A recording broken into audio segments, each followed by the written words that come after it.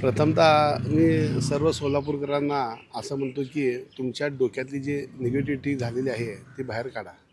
कारण का सगळेच लोक काम झालं नाही असं म्हणत नाहीत बरं का. काही लोक आहेत की किती जरी काम झालं काही जरी झालं तर ते नाव ठेवतात. मला काय म्हणायचं आहे, 2014च्या पूर्वी किती तर वर्ष काँग्रेसचं राज्य होतं. त्यावेळेस खरं उद्योगधंदे यायला पाहिजे होतं. शिंदेसाहेब गृहमंत्री होते, मुख्यमंत्री होते, ऊर्जामंत्री होते. अनेक पदं शिंदेसाहेबांनी भूषवली आणि अनेक सोलापूरचं नाव खूप मोठ्या प्रमाणात शिंदेसाहेबांनी वैयक्तिकरित्या शिंदेसाहेब म्हणून सोलापूर ओळखतं आहे. पण त्यानंतर जर रोजगारासाठी म्हणा, उद्योगधंद्यासाठी म्हणा किंवा इतर रस्ते हे खूप असे काम जे व्हायला पाहिजे होते ते झालेलं नाही आहे. 2014च्या नंतर तुम्ही जर सगळ्यांना मी विनंती करतो की तुम्ही विचार करा, 2 खासदारांनी काय केलं आहे, 2 खासदारांनी काय केलं आहे, ही बोंब आहे. हे काय झालं माहिती का, विरोधकांनी ही उगाच बोंबाबोंब केलेली आहे. मला सांगा, एखाद्या कुठल्याही सोलापुरातील विरोधी पक्षाच्या कार्यकर्त्यांनी किंवा नेत्यांनी एक माहितीचा अधिकार द्या. 2014च्या नंतर ते 2024पर्यंत काम झालेत का नाही, दूध का दूध पाणी का पाणी होईल. उगाच तोंडाने बोलायचं काम झालं नाही. आता सिद्धेश्वर मंदिर समोर आहे. मला सांगा काय अवस्था होती सिद्धेश्वर मंदिराची परिसराची.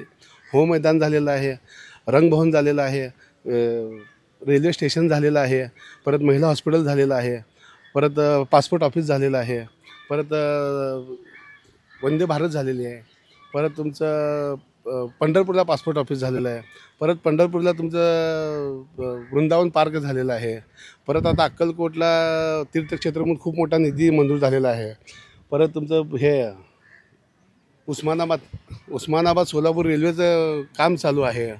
अशा खूप भरपूर कामं असतं. हे 10 वर्षामध्ये मी तुम्हाला सांगितलं. आता तुम्ही जर कोण कसं जे ते लोक आहेत ना, सोलापूरचे लोक आपल्या आपल्या कामधंद्यामध्ये व्यस्त आहेत.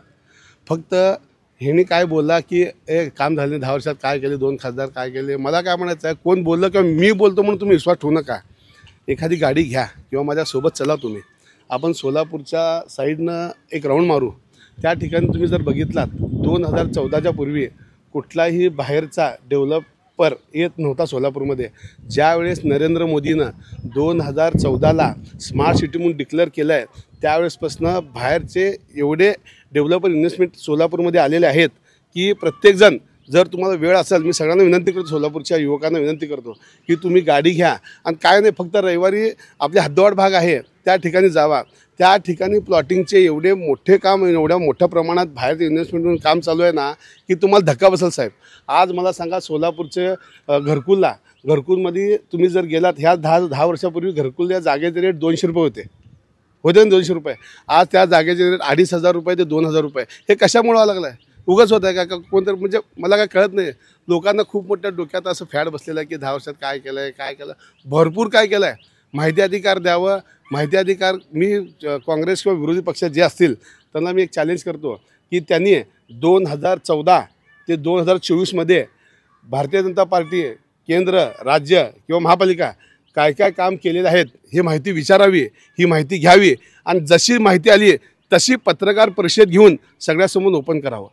म्हणजे पत्रकार परिषद का ओपन करावं म्हणतं, जर काम केलं नसेल तर येईल, काही काम झाले नाही, या निधी आल्या नाही, काय झालं नाही, या येईल का नाही. पण एका पण काँग्रेसच्या कुठल्याही पुढाऱ्याने किंवा राष्ट्रवादीच्या विरोधात जे असतील, आमच्या भाजपच्या विरोधात असतील, त्यांनी एकाने पण आपलं माहिती अधिकार दिला नाही की काम झाले नाही म्हणून.